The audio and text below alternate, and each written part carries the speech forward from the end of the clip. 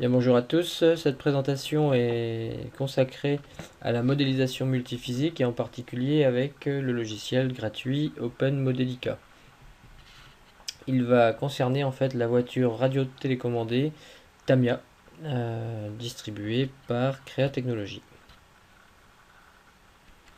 Alors, sur la partie supérieure ici, vous avez la voiture Tamiya modélisée par SolidWorks, ou ça pourrait être un autre logiciel, type Inventor par exemple.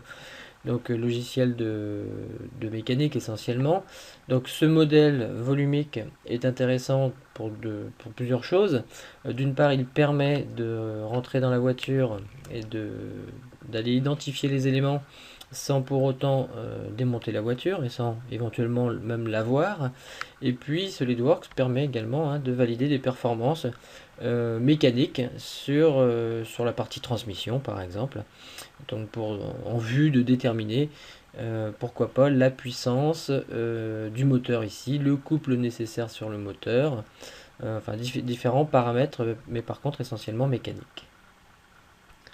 La modélisation multiphysique en dessous, ici par contre, va nous permettre de modéliser tout ce qui est électrique, tout ce qui est mécanique ici en rotation, tout ce qui est mécanique ici en translation, et puis éventuellement de venir simuler des efforts tels que le vent tout simplement qui empêche la voiture de s'avancer, ou le fait que la voiture pénètre dans l'air, donc il y a une notion de CX.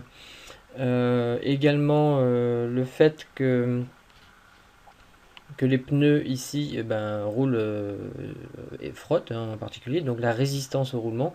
Donc on pourrait tout simplement sur la partie effort ici, plutôt que mettre un effort constant, on pourrait mettre un effort qui est lié à des paramètres divers et variés tels que la vitesse du véhicule, auquel cas les efforts ne sont pas constants. Voilà, donc ça concerne la partie modélisation multiphysique. Et je vais vous expliquer un petit peu les éléments qu'on retrouve dans cette modélisation multiphysique.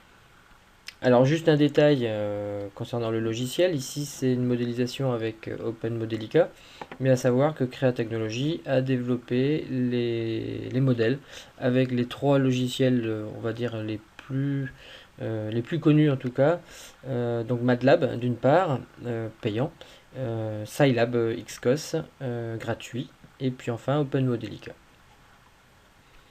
Alors, concernant donc le modèle multiphysique, donc on peut remarquer ici déjà on a une batterie. Donc ça serait bien que cette batterie soit modélisée dans le modèle. Donc elle se trouve ici tout simplement avec la source de tension et la résistance interne de la batterie. Ensuite, on a évidemment cette énergie électrique qui est distribuée via des câbles, via ici un variateur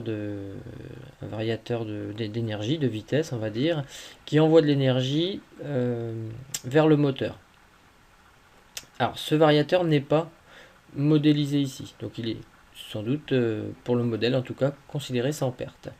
Par contre le moteur à courant continu qui est ici est modélisé par l'inductance qui est là et par le convertisseur électromécanique qui est ici. Alors ensuite, vous avez ici une inertie, un J de rotation.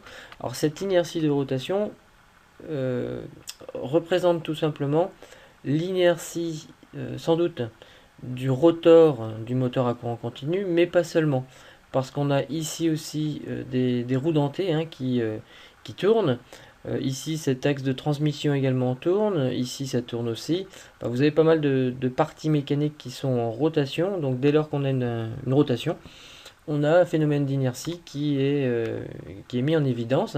Donc, toutes les inerties rapportées en fait sur l'arbre de rotation du moteur sont comprises là-dedans.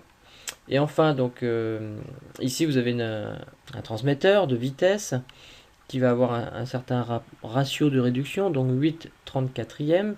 Ça veut dire que ici, a priori, ça tourne 8/34e moins vite que l'arbre d'entrée. C'est dû au fait qu'on a ici un système d'engrenage qui va réduire tout simplement la vitesse de sortie pour atteindre des vitesses de rotation sur les roues plus convenables. Voilà, donc là on était dans le domaine de la rotation. on comprend bien que cette voiture finalement n'est, mis à part les arbres de transmission, le moteur et les roues qui sont en rotation, qui d'ailleurs elles aussi, j'ai oublié de le préciser, présentent une inertie, hein. Ces inerties sont rapportées là-dedans. Maintenant, la voiture, si on la regarde depuis l'extérieur, bien évidemment, elle avance de manière linéaire. C'est une translation. Donc forcément, il faut passer du monde de la rotation vers le monde de la translation. Donc on utilise ce symbole. Ceux qui ont déjà fait les transmetteurs reconnaissent un pignon crémaillère, tout simplement. Donc on a un pignon qui tourne, on est bien dans le domaine de la rotation, et une crémaillère qui, elle, va se déplacer en translation. Alors dans cette translation, on a une masse. Cette masse, ça représente la masse totale du véhicule, évidemment. Il faut mettre tout le véhicule en mouvement. Donc toute la masse totale du véhicule est comprise là-dedans. Et enfin ici, on a tout simplement un générateur d'effort, on va appeler ça comme ceci, qui va s'opposer manifestement à la translation du véhicule. Et ce générateur d'effort, en fait, on lui met une source d'excitation qui, a priori, pour l'instant, c'est une source constante. Ça veut dire qu'on va ici opposer à la translation de la voiture un effort constant qui va valoir 1,5 newton. Et ici, on a juste un appareil de mesure, qu'on n'est pas obligé de mettre, bien évidemment, qui va nous permettre de récupérer la vitesse de translation.